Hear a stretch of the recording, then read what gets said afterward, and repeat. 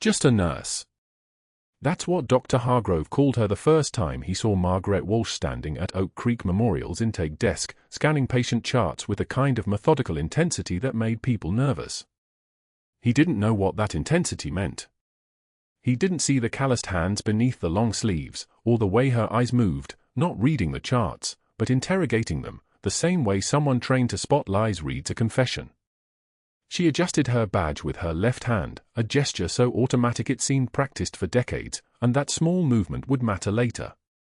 Right now, at 06 for 5 hours on a Tuesday morning in Portland, Oregon, Dr. Hargrove saw only what he wanted to see, a middle-aged woman with trembling hands who didn't belong in his hospital, someone who wouldn't last the week.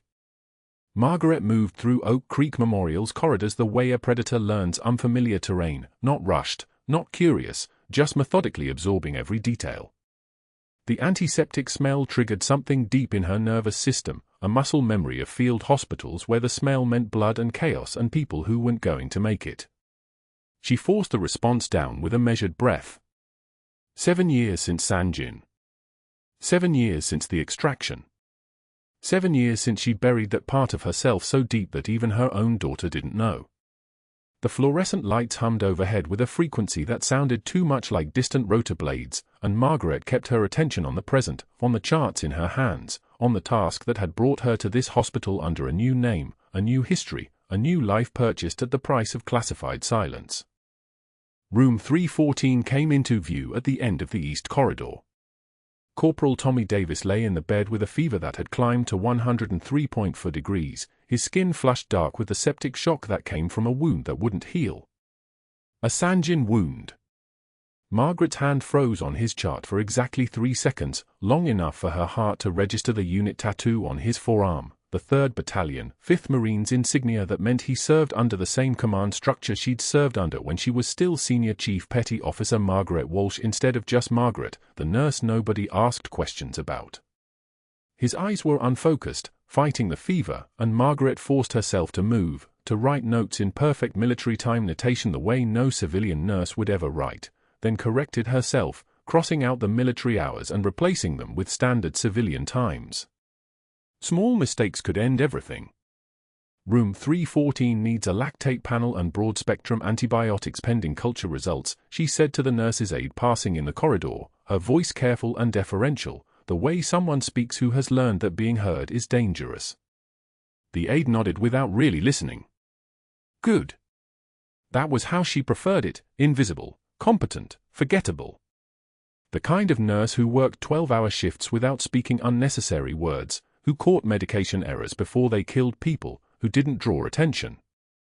The kind of person you forgot about the moment she left the room. But attention found her anyway when Dr. Hargrove entered the ward at 0712 hours. His shoes clicked on the tile floor, expensive leather, the kind that announced status the way a uniform announced rank. He moved through the morning rounds with the casual confidence of someone who'd never been questioned, who'd never had to account for his decisions to anyone who mattered. Margaret observed him the way she'd been trained to observe threats, noting the way his eyes passed over the veteran patients without really seeing them, how his tone shifted when he addressed them, less doctor, more someone explaining things to children. He stood at the foot of Corporal Davis's bed and glanced at the chart in his hands for 4 seconds before passing it to a resident without comment. Septic picture is improving, he said, though the vital signs told a different story, lactate still elevated, blood pressure dropping incrementally with each hour, fever resistant to conventional antibiotics. Margaret kept her expression neutral, her hands folded in front of her, her body language careful and submissive. She was good at this, at being the person in the background, the one nobody noticed was taking notes. The notes she'd started taking 3 days ago when she'd accessed the billing system ostensibly to verify patient insurance information. That night, alone in the hospital's administrative office, Margaret sat at a computer terminal and pulled up billing records for the past 18 months. What she found made the veteran's part of her, the part that had sworn an oath, go very still. Phantom treatments on VA patients, physical therapy sessions that never happened, surgical consultations with specialists who hadn't been called, diagnostic imaging that existed only on paper. The invoices were inflated by 40% on average, some much higher. Corporal Davis's file showed charges for procedures his septic condition made impossible. The hospital was billing the Veterans Administration for treatments that existed only in Dr. Hargrove's carefully falsified documentation, and the money, thousands of dollars per patient, hundreds of thousands across the veteran population, was flowing somewhere. Margaret's training made her systematic about it. She photographed nothing. She downloaded nothing that could be traced. She simply read, remembered, and understood with crystal clarity that someone was stealing from the veterans that the hospital claimed to serve. The room felt very cold, the way hospital administrative offices are always cold, temperature calibrated for machines, not people. Margaret pulled up her own employment file and found gaps, her previous work history, her education, the background that had been carefully constructed for years ago when she'd entered the civilian healthcare system under sealed federal orders. Everything was perfect. Everything was false. Everything was necessary to keep the people she'd served with alive, which meant she was going to walk into that fraud audit and expose Dr. Hargrove's scheme, which meant she was going to have to disappear again, and that meant she was going to lose everything she'd built here in Portland, the apartment, the routine, the careful normalcy that let her sleep through some nights without nightmares. She closed the file and stared at the dark computer screen, seeing her own reflection in the glass. 47 years old. Grey starting at the temples. Hands that had held lives together in places the government wouldn't name. She'd promised her late husband during their final conversation, the one where he'd held her hand in the trauma bay while the monitors told him he was dying, that she'd keep fighting. But she hadn't told him how much it cost. She hadn't told him that fighting for justice sometimes meant burning down your own life. Margaret went back to the floor at 0200 hours to check on Corporal Davis because she didn't sleep anymore, not really, not since the extraction. His fever had climbed to 104.1. His breathing had become shallow, compensatory, the kind of breathing pattern that meant his body was failing, that something had shifted in the hours since rounds, something critical and cascading. "I need the resident," she said to the night shift nurse, keeping her voice level, keeping the urgency out of her tone the way you keep it out when you've been trained that panic kills. "Now. Not in 5 minutes. Now." The resident came, a young woman named Chen who looked at the monitors and the vital signs and the septic picture unfolding in real time and froze, the way people freeze when they recognize they're outside their depth. Margaret had seen that freeze before. She'd seen it in the eyes of medics who'd never treated a sucking chest wound under fire, in the eyes of doctors who'd never made a decision that meant someone's son wasn't coming home. "His heart rate is climbing," Chen said, stating the obvious while her hand stayed still. "Should I call Dr. Hargrove?" Margaret was already moving. Her hands were already moving. The pericardiocentesis kit was in her hands before she'd consciously decided to get it, the needle steady in her grip because steady hands were something you either had or didn't, and Margaret had held onto steady hands through worse than this. She was into the second intercostal space, mid-clavicular line, before the resident understood what was happening, and the fluid, dark, viscous, the kind of fluid that meant the heart was drowning in its own membranes, came back into the syringe with the sweet hiss of air escaping that meant life, that meant a chance. His oxygen saturation climbed. 75. 82. 88. "What did you just do?" Chen whispered.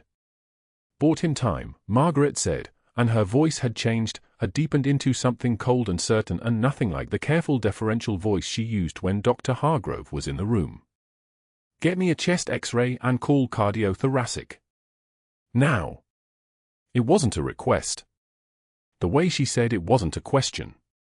It was a command, the kind of command she hadn't given in 7 years, the kind of command that belonged to Senior Chief Petty Officer Margaret Walsh instead of just Margaret the nurse.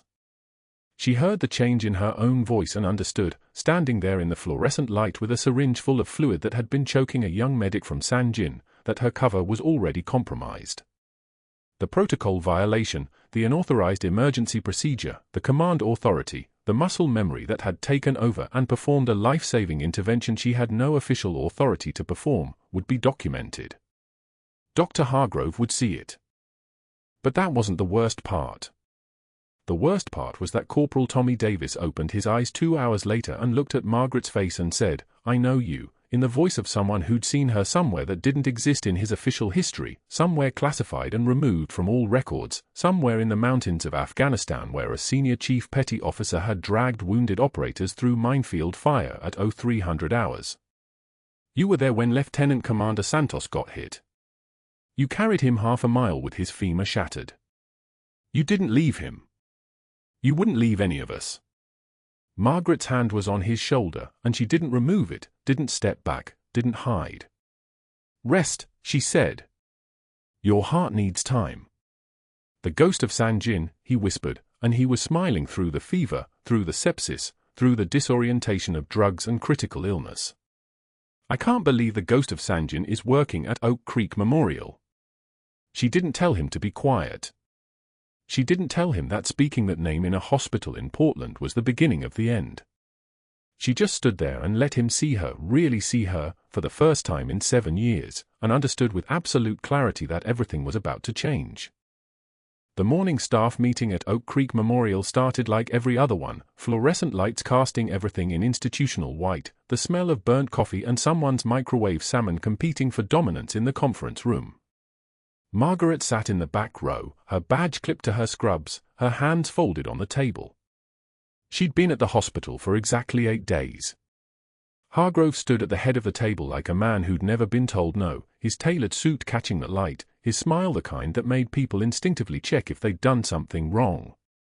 So, Hargrove announced, his voice carrying across the room with the casual cruelty of someone who'd learned early that contempt was easier than respect. I'm taking bets on how long our new charity case lasts before she quits. He looked directly at Margaret, then swept his gaze across the room like a searchlight. I give Walsh here 1 week. Maybe 8 days if she's stubborn. Who wants to take that action? He slid a $20 bill across the table. One of the residents laughed nervously. Nobody met Margaret's eyes. She felt the weight of 30 people pretending not to watch her, the way they suddenly became very interested in their clipboards and phones. She didn't flinch. Didn't blink. Just kept her hands exactly where they were, breathing the stale air like she'd breathed worse air in worse rooms with worse men pointing worse things at her. Hargrove smiled like he'd won something. That afternoon, the cafeteria was packed, that dense chaos of shift changes and rush, trays clattering, conversations layering over each other like static. Margaret had her lunch balanced carefully, turkey sandwich, apple, water. Nothing that would spill catastrophically. She was walking toward an empty table when Hargrove materialized from the crowd, his trajectory deliberate, his timing surgical. His shoulder caught the bottom of her tray as he passed, not hard enough to be obviously intentional to anyone not watching, but hard enough. The tray flipped. Turkey sandwich went first, spinning in slow motion.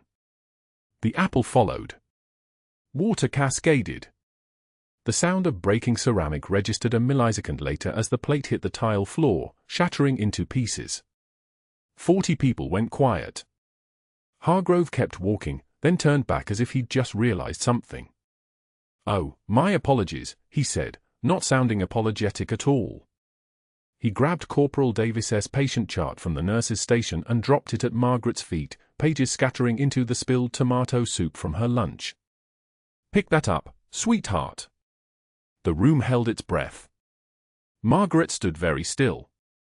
She felt the weight of it, every eye in that cafeteria suddenly on her, that specific gravity of public humiliation, the way it tried to crush you if you let it. She took one measured breath through her nose. A single tear escaped down her left cheek without asking permission, silver and small. She didn't wipe it away immediately. She let him see it. And then she wiped it with the back of her hand, slow and deliberate, never breaking eye contact with Hargrove's face. I've picked up pieces of better men than you'll ever be, she said. Her voice came out like frozen steel, not raised, not shaking, just perfectly level and perfectly lethal. The kind of voice that made the air pressure change. The kind of voice that came from someone who'd held dying soldiers in her hands and whispered them toward peace. She knelt without another word, gathering the pages of Corporal Davis's chart one by one, pressing them against her scrubs to dry them. The sandwich. The apple. The shattered ceramic. each piece a small rebellion against the idea that she would break.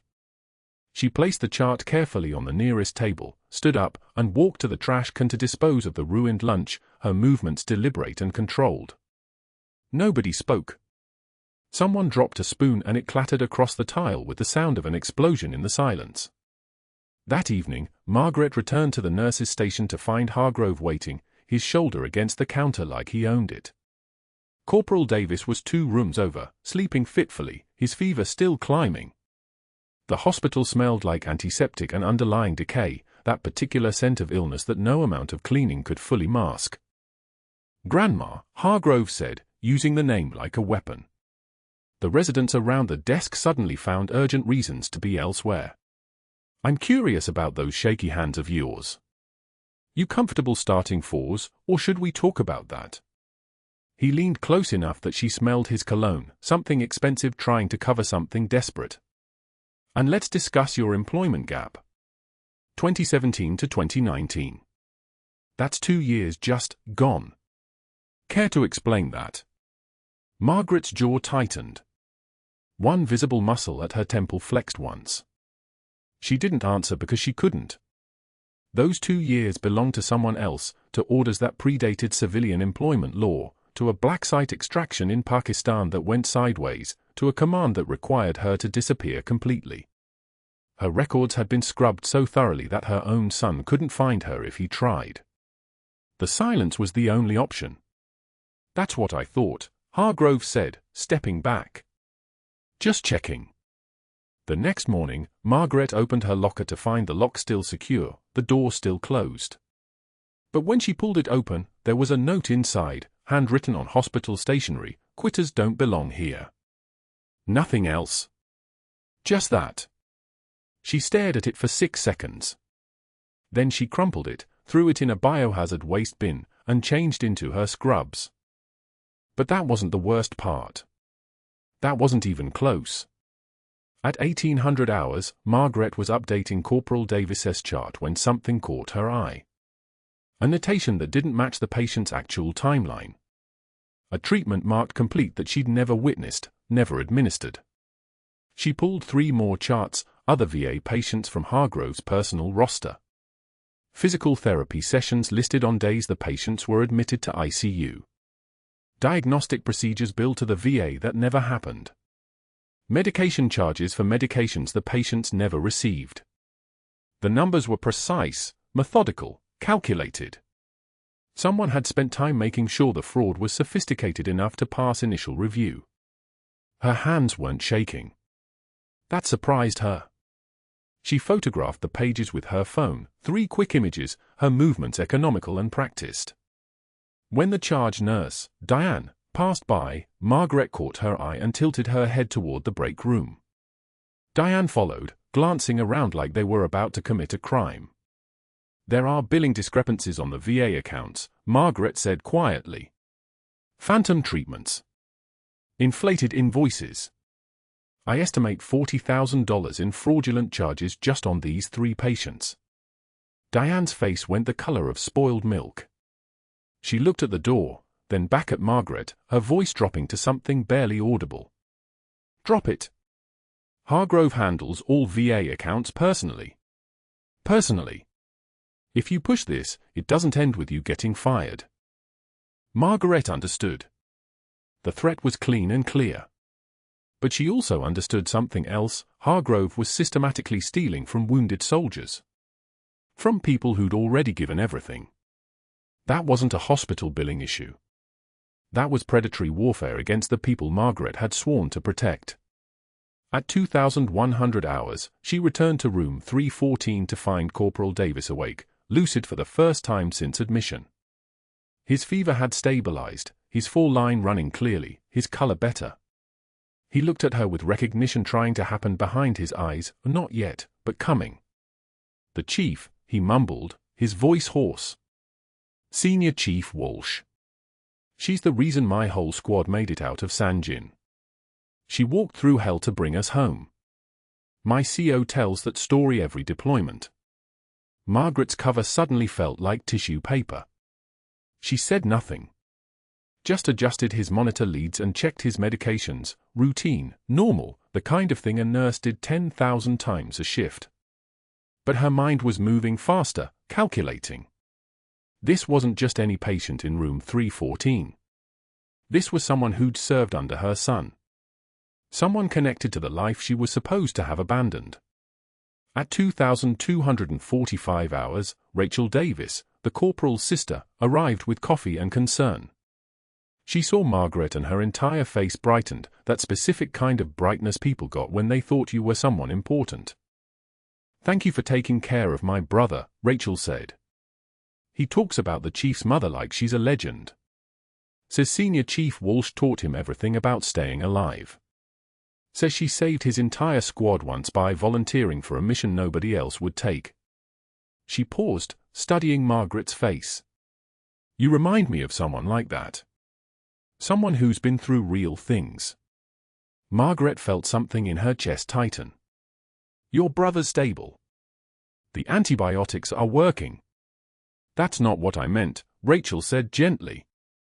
And then, at midnight, Hargrove appeared in the doorway of room 314 like something summoned. He wasn't smiling.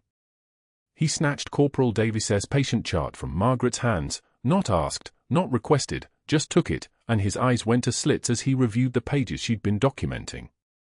"You're reassigned effective immediately," he said. "Away from all VA patients. In fact, you're being moved to the post-op ward.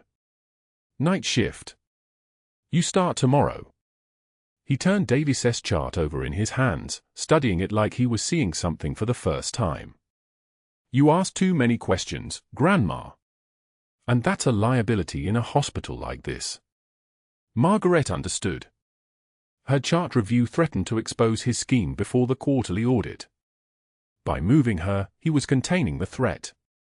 It was strategic, calculated, the move of a man who was competent enough to be dangerous before he ever became desperate. She stood very still in the doorway of room 314, watching him leave, and realized with absolute clarity that everything was about to accelerate beyond anyone's ability to control it. The chart was wrong. Margaret had been reassigned to the orthopedic wing, 3 floors up, but at 1800 hours she found herself standing in the records room with Corporal Davis's file open across the metal table, her eyes tracking the billing codes like she was reading a confession. VA treatments marked complete. Procedures with timestamps that didn't match his admission date. Imaging studies billed at $4,800 that never happened. The pattern crystallized in front of her, 40% inflation across 17 veteran patient invoices. 40%. Not mistakes. Not administrative errors. Systematic. Hargrove had calculated it perfectly. The quarterly audit was 6 days away. He needed the numbers clean before then, which meant he needed Margaret gone before she finished asking questions. The humiliation at the cafeteria wasn't punishment. It was the announcement of a strategy. Get her to quit. Get her reassigned if quitting failed. Get her escorted out if reassignment wasn't enough. Each move more aggressive, more desperate, each one a brick in a wall designed to isolate her from the one person in this hospital who could prove what he'd done. She photographed the charts with her phone, dates, procedure codes, provider signatures that weren't in the system. 5 minutes of work. 3 years of crime. Hargrove had been doing this since the contract changed in 2021, and he'd been smart enough not to target the veteran patients randomly. He'd picked the ones with no family, no visitors, the ones whose records no one was watching close enough to audit. Corporal Davis had been different. Davis had been assigned to her unit by chance, and Margaret's arrival had coincided with the moment Hargrove realized his window was closing. The reassignment order had come through her nurse manager at 1,645 hours, effective immediately, no VA patients, orthopedic floor only. No explanation. No cause listed. Just a directive with Hargrove's signature and a note that patient continuity was not a priority for this assignment. She'd read it with the same flat composure she'd used to read casualty reports in Sangin, information processed without reaction. He was boxed into a corner now. She could feel it in the texture of the air, the way the hospital moved differently around strategic plays. At 20:47 hours, Margaret took a break in the staff lounge on the 8th floor and sat alone with bad coffee that tasted like corroded steel. Rain hammered the windows in sheets, the kind of November Portland rain that sounded like applause from the wrong crowd. She thought about Davis in room 314 3 floors below, his infection marker climbing despite the antibiotics, his septic shock progressing on a timeline that looked like a ticking clock with no minutes left. The resident on call for the night was Dr. Patel, competent on normal days, but his confidence was the brittle kind, the type that shattered the moment protocols stopped working. She was still 6 floors away when the monitor alarm started screaming at 0202 hours. Margaret knew the sound. Every nurse knows it. The code blue alarm has a frequency that bypasses logic and goes straight to the nervous system, and even though the orthopedic wing wasn't hers anymore, even though Hargrove's reassignment order was explicit, her body was already moving. Muscle memory didn't read policy papers. It read urgency. The elevator was too slow. She took the stairwell, boots on tile, 1 flight, 2, 3, the rubber soles gripping concrete like her hands on a patient's chest in a room that was already being swept toward chaos. Room 314's door was open. Davis lay on the bed with his head tilted back, his breathing shallow and wrong, his jugular veins distended like purple ropes under pressure. The monitor screamed a continuous alarm, blood pressure 71/48 and dropping, oxygen saturation 82%, heart rate climbing past 140. Patel stood at the bedside with a textbook open in his hands, actually reading the textbook while his patient was dying, his voice shaking. "We need to call the attending, we need to wait for cardiac tamponade," Margaret said. It wasn't a question. The clinical picture was unmistakable: muffled heart sounds, distended neck veins, hypertension, the classic triad of fluid pressing on Davis's heart like a slow fist. The septic infection had perforated something, and his pericardial sac was filling with blood, and Davis was dead in 4 minutes if the fluid didn't come out. "We need to decompress his pericardium now." I have to call." Patel's hands were trembling. Actual trembling. The kind that made textbooks impossible to read. Margaret was already moving. She grabbed the sterile kit from the crash cart, tore open the betadine, found the angle between Davis's xiphoid process and his left costal margin with the precision of someone who'd done this before when the ceiling above her was made of sand and the patient was a 24-year-old scout sniper from Fallujah with 6 minutes of blood pressure left. The memory moved through her hands like electricity. Sangin, 2009. The IED had torn through the medical tent. 3 guys down. No attending. No helicopter in range. Just her and a spinal needle and a patient whose name she'd never known and whose life she'd held in her hands while RPG fire walked across the compound. She positioned Davis at 30 degrees, her movements economical and absolute, no wasted motion, no hesitation. 18 gauge, she said to the nurse who'd run in behind her, and the needle was in her hand the moment the words left her mouth. The skin over his sternum was warm and alive and wrong, the kind of wrong that meant blood was accumulating in places it had no business being. She advanced the needle with the steady hand of someone who'd stopped believing in her own fear a very long time ago, feeling for the resistance change that meant she was through the pericardial membrane, and then the hiss of air. The release of pressure. A syringe full of dark blood that told the story of infection and inflammation and Davis's immune system fighting a war it was losing. 60 cubic centimeters of bloody fluid came out in one pull. 60 cubic centimeters of pressure released from around his heart. Davis's color changed.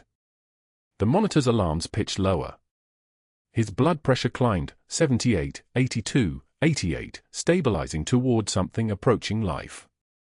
The sinus rhythm on the screen shifted from desperate back toward normal, and the room went from code blue to stable in the time it took to draw one syringe.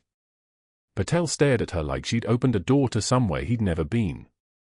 Margaret stepped back, disposed of the needle with the kind of precision that kept blood off her own skin, and the first thought that moved through her mind was automatic: I'm going on break.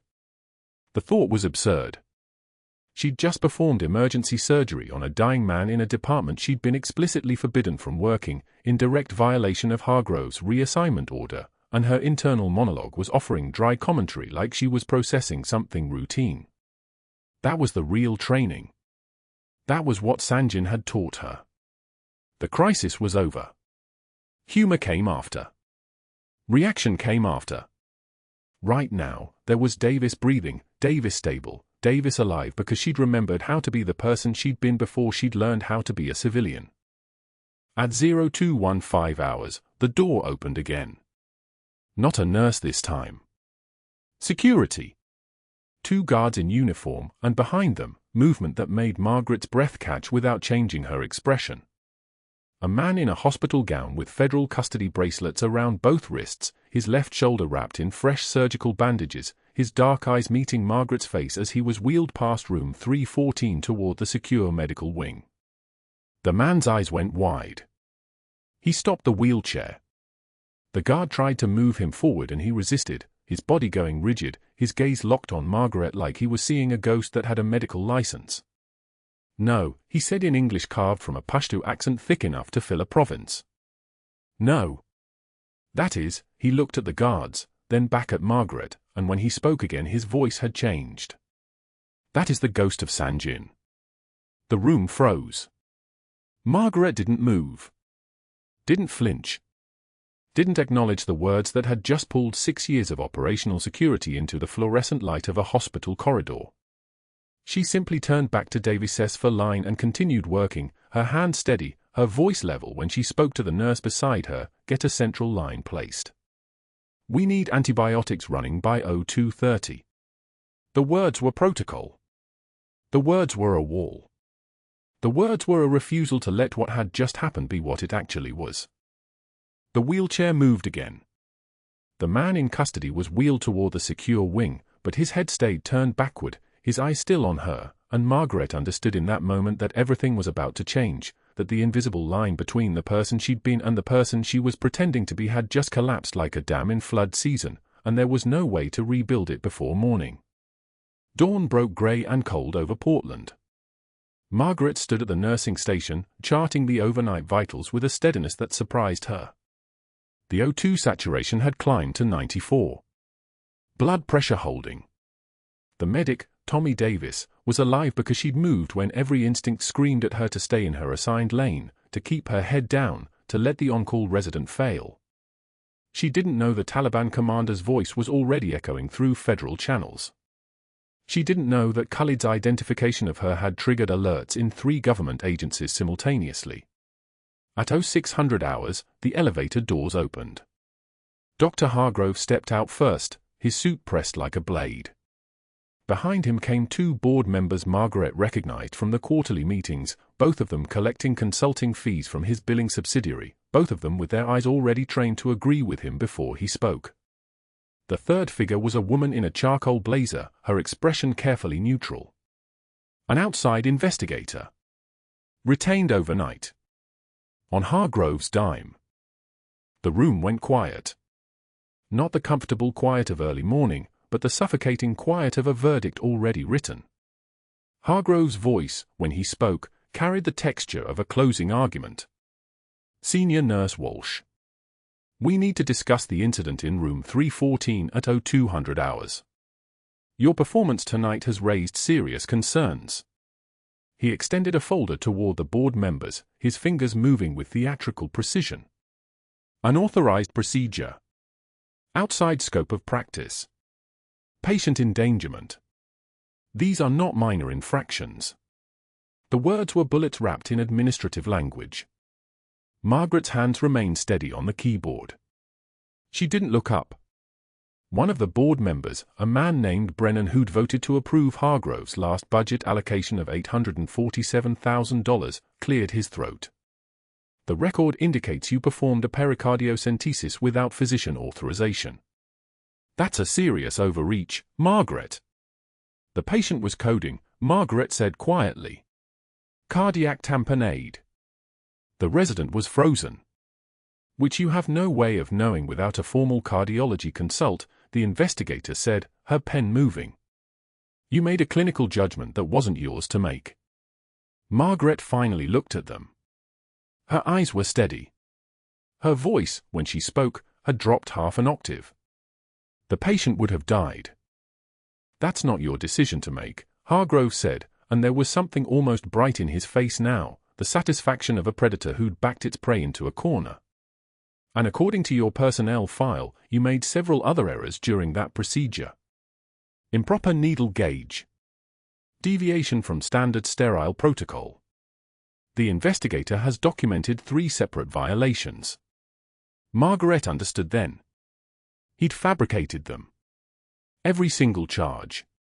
He'd spent the night with medical textbooks and a fountain pen, constructing a case so airtight that the truth wouldn't matter anymore. The board members would vote based on documentation. The investigator would write her report based on that documentation. The hospital's legal team would reference that report. By the time anyone bothered to ask Tommy Davis what actually happened, Margaret would already be gone. The second board member, a woman named Chen, shifted in her seat. "We'll need to place you on immediate suspension pending a formal review. Your badge is being revoked effective immediately. And we're filing a report with the Oregon State Board of Nursing regarding potential license suspension." It wasn't a question. It wasn't a discussion. It was an execution dressed in suits and procedural language. At 07 for 5 hours, security escorted Margaret to the lobby. The officer was young, uncomfortable, apologetic in that way that meant he'd been ordered not to make eye contact. Her badge was already gone. Her access codes had been deactivated before she even reached the front doors. The afternoon shift would come in and find her locker empty. By evening, she would be mythology. She stood in the parking lot in her scrubs, the October rain beginning to fall. Her hands weren't shaking. Not yet. Control was muscle memory, and Margaret had been training in control since 2012. But something in her chest was cracking, a hairline fracture spreading through the architecture she'd built to survive. Her daughter called at 0800. "Mom." Sarah's voice was tight, confused, and underneath that, angry. "Rachel Davis just told me you saved Tommy's life. Why are they saying you violated protocol? Why are they firing you?" Margaret stood in the rain. She couldn't explain that she'd saved him because his commanding officer had been her husband's friend. She couldn't explain that Tommy Davis had recognized her voice when he was semiconscious and delirious, calling her senior chief before she could stop him. She couldn't explain that the moment she heard him say her name, she'd broken 7 years of careful silence and crossed every line she was supposed to respect. Most of all, she couldn't explain that she'd already violated the most important protocol of all, she'd stopped being invisible. "I can't talk about this on the phone," Margaret said, and hung up. By 1600 hours, the rain had become biblical. The kind of rain that made the cemetery look like it was underwater, grey light diffusing through the downpour until the whole landscape became a study in charcoal and silver. Margaret knelt in front of the headstone. Jack Walsh. 1965 to 2017, her husband's name carved in granite, and underneath it, the dates that meant nothing anymore because dates were just markers for the time before and the time after, and Margaret had been living in the time after for so long she'd almost forgotten what it felt like to have someone fighting beside her. The mud soaked through her knees. Her shoes were disappearing into the grass, waterlogged and heavy. She pressed her forehead against the cold stone and felt the rain run down her neck, cold as a blade. "I promised you I'd keep fighting," she whispered. The words came out fractured, torn. "I promised I'd protect people.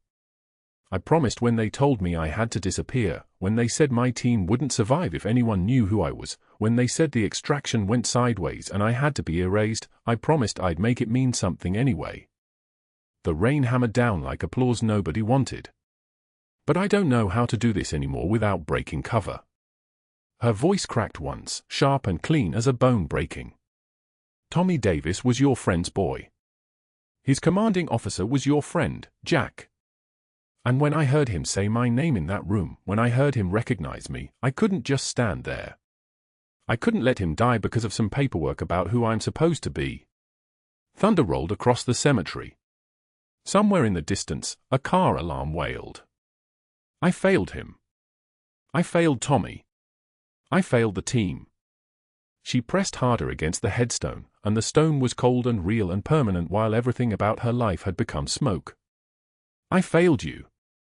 I broke cover for one patient. One. And now they've erased me anyway, and I don't have the right to tell anyone why. She stayed there in the rain until her body temperature dropped 3 degrees and her fingers lost their feeling. She stayed there while the sky darkened from grey to charcoal to black. She stayed there until she understood, with the terrible clarity of someone who'd already survived worse, that some promises can't be kept. That sometimes the only choice between survival and drowning is to stop struggling and let the current take you somewhere unexpected. When Margaret finally stood, the mud released her shoes with a sound like a sigh. Her scrubs were plastered to her skin. Her face was wet, though she couldn't have said any more which drops were rain and which were something else. She didn't dry her eyes. She didn't wipe her face. She simply turned toward the parking lot, walked back to her car, and sat in the driver's seat without turning on the engine. Her phone was silent. No calls from hospital administration. No messages from the board. No word from anyone at Oak Creek Memorial. She was already gone. She was already erased. In 7 years of hiding, she'd learned that disappearance is often the most efficient punishment, the way institutions dealt with problems by simply making them stop existing in any official capacity. The rain continued. Margaret sat in the dark. She had no idea that 3 hours later, the phone lines would light up. She had no idea that Tommy Davis's unit was already mobilizing, that Corporal Rachel Davis had made calls that reached up through full layers of command structure. She had no idea that 150 Special Forces veterans in full dress uniforms were suiting up, that the word had spread through channels she'd thought were sealed, that her name, her real name, Senior Chief Petty Officer Margaret Walsh, was already being spoken aloud in logistics tents and operations centers. She had no idea that the classified file on her, the one marked eyes only and buried 7 layers deep in Pentagon archives, was being pulled from secure storage. She had no idea that the FBI agent named Morrison, who'd been investigating Hargrove's fraud against veteran patients for 6 months, had just received notification of a federal counterintelligence alert tied to personnel record forgery. She had no idea that by the time the evening news crews arrived at Oak Creek Memorial, her life would splinter into something no one had predicted. That the invisible person she'd agreed to become would finally, brutally, become visible. But sitting in her car at 1800 hours, with rain hammering the windshield and her hand still shaking from the effort of holding herself together, Margaret Walsh simply waited. 3 hours. That's all it took for the word to spread from Tommy Davis's unit to every Special Forces command post within 500 miles. 3 hours for the phones to ring in quiet, deliberate sequences. 3 hours for the whisper to become a roar that couldn't be stopped or contained. The lobby of Oak Creek Memorial transformed at 1900 hours like a military installation materializing out of fog. 150 Special Forces veterans in full dress uniforms filled the space, dress blues crisp as knife blades, medals catching the fluorescent lights with sharp precision. Berets positioned with geometric perfection. Boots polished to a mirror shine that reflected the tile floor like still water. They didn't march in. They manifested. The doors opened and they were simply there, a wall of quiet discipline and barely restrained fury, their presence making the air pressure change in the lobby. Security froze. The desk clerk stopped typing. A mother with a sick child reached for her purse like she might need to leave. But the veterans didn't move toward the ER. They turned to face the administrative corridor, and they waited with the terrifying patience of men who knew how to hold a position. Margaret stood in the stairwell, still in her scrubs from the shift before her firing, before the rain, before the grave. She'd been sitting in her car for 3 hours. The windshield had fogged. Her hands had stopped shaking at hour 2. She'd been about to drive home when the first text arrived from an unknown number, "Stay there." Now she moved toward the lobby. The veterans' heads turned in unison. Their eyes tracked her like she was moving through water they could see but not move through themselves. Then he stepped forward. The man was shackled. Federal custody. His left arm was bandaged from wrist to shoulder, and his face bore the scars of 20 years in Sangin's mountains, pockmarked cheeks, one eye slightly clouded from an old wound that had nearly taken his sight. His name was Khalid.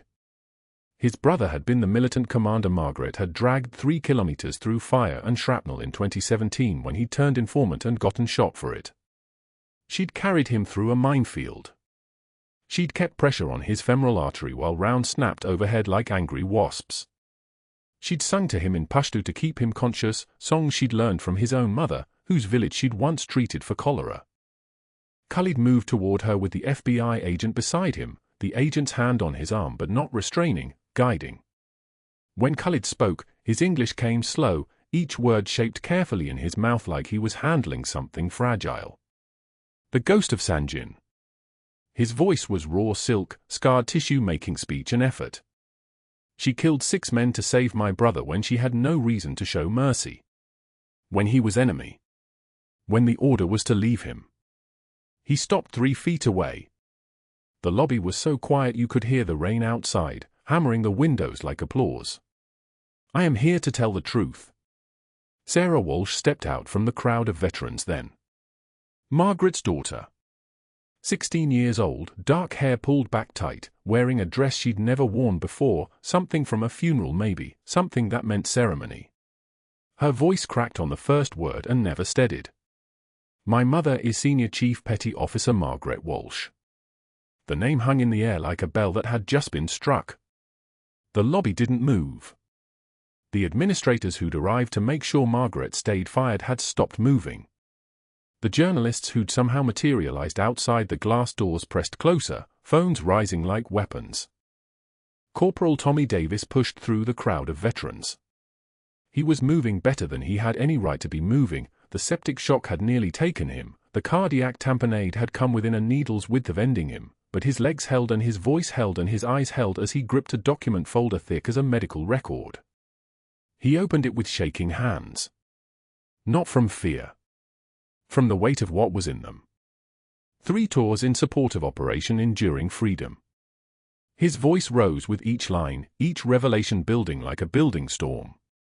2nd tour, IED blast near Jalabad. 3rd tour, gunshot wound to the left thorax, Helmand Province. He paused. The folder trembled. 2 Purple Hearts. Navy Cross for heroism under fire. Silver Star urn dragging 6 wounded operators through a minefield while taking effective fire. She refused to leave them behind. She refused to leave any of us behind. The words landed like artillery. The veterans didn't move. They stood at attention, and their silence was a kind of applause. The FBI agent stepped forward then. Special Agent Morrison. She'd been investigating Hargrove for 18 months before Margaret ever walked through those doors. She'd been watching the billing patterns, the phantom treatments, the systematic theft from the VA. But she hadn't had proof. Not until Margaret started asking questions. Not until Hargrove had panicked. At 0900 hours this morning, Dr. Hargrove submitted forged personnel documents to the Oregon State Board of Nursing, Morrison said. Her voice was professional, measured, the voice of a woman who'd trained herself to deliver hammer blows with precision. These documents contained false disciplinary records fabricated with the explicit intent to trigger Senior Chief Petty Officer Walsh's license suspension. When those documents were uploaded to the state database, they pinged classified federal networks. Dr. Hargrove had just committed federal fraud against a protected witness.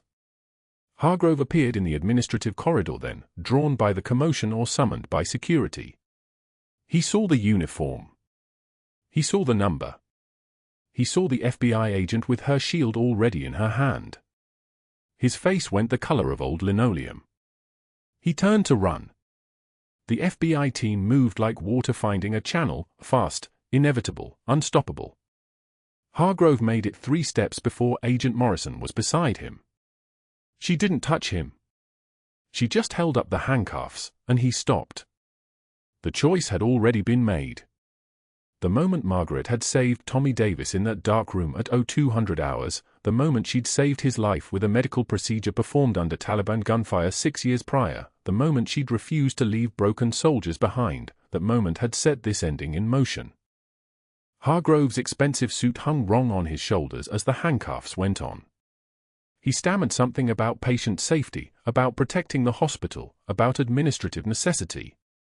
His voice had lost all the cutting edge it had had when he'd knocked her lunch tray to the floor, when he'd thrown charts at her feet and called her sweetheart like a knife. Federal fraud, Morrison said, reading from her phone like she was reciting a medication list. Conspiracy to defraud the Veterans Administration. Identity theft of federal documents. Obstruction of a federal investigation. Falsification of medical records. We've recovered $2.3 million in fraudulent VA billing over the last 18 months, 40% invoice inflation on veteran patient treatments. The two board members Hargrove had called in favors from were already cooperating. They'd materialized from offices along the corridor with cardboard boxes full of emails and financial spreadsheets and recordings. Yes, the outside investigator had been an FBI plant the whole time, a man with a wire under his shirt who'd captured every phone call, every boast, every moment of Hargrove's arrogance. The security footage showed him altering charts with his own hands. The same charts Margaret had photographed with a camera no bigger than a thumbnail at 0600 hours on her second day. The handcuffs clicked closed. Hargrove's eyes found Margaret's, and for a moment there was something almost like understanding between them, the understanding that he'd underestimated her, that he'd judged her by her scrubs and her deference and her careful composure, that he'd never once considered that the quiet nurse asking questions might be the most dangerous person in the building. The agents placed his jacket over his head, not to hide him but to protect him from the cameras flashing outside like artillery fire. They moved him toward the doors, and the veterans parted in perfect formation, creating a corridor of uniforms and honor, a silent honor guard for the exit of the man who'd tried to destroy one of them. The cameras swallowed him whole. Margaret stood in the lobby and didn't move.